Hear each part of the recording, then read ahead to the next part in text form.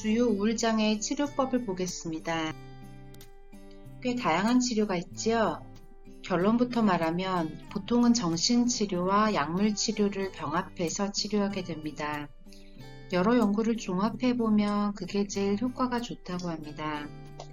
다만 최근에 간간히 나오는 연구들로는 증상이 심하지 않을 때는 정신치료나 약물치료 중에 하나만 선택해서 해도 된다고 하니까 상황에 맞게 결정하면 좋을 듯 합니다.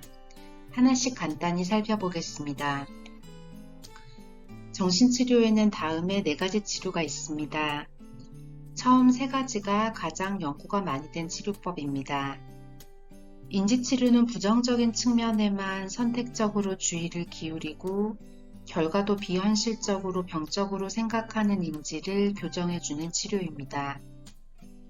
대인관계 치료는 현재의 한두 개 정도의 대인관계의 문제에 초점을 맞추어 치료합니다. 이 치료는 복잡한 내적 갈등이나 방어 기제 같은 문제는 다루지 않고 대인관계 문제에만 초점을 맞추어 치료합니다. 행동치료는 부적응적인 행동에 초점을 맞추어 치료합니다. 정신분석적 정신치료는 그 사람의 인격의 구조와 성격에 근본적으로 변화를 주는 치료법입니다. 경두계 자극법은 항우울제를 시도했는데 치료가 되지 않을 경우에 시도해 볼 수 있습니다. 시술할 때 마취도 필요 없습니다. 깨어있는 상태로 40분 정도 외래에서 4에서 6주간 매일 시술을 받으면 됩니다.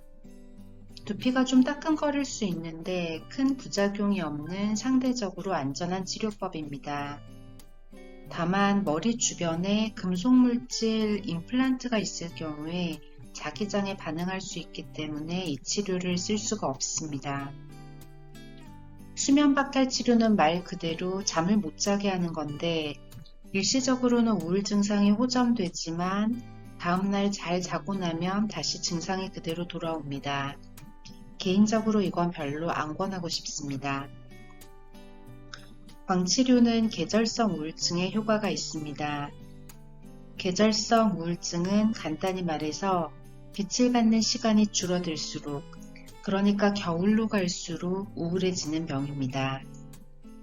광치료는 라이트박스를 책상 앞에 두고 그 앞에서 빛을 쬐면 되는데 보통 새벽이 오기 한두 시간 전에 치료를 시작하면 됩니다.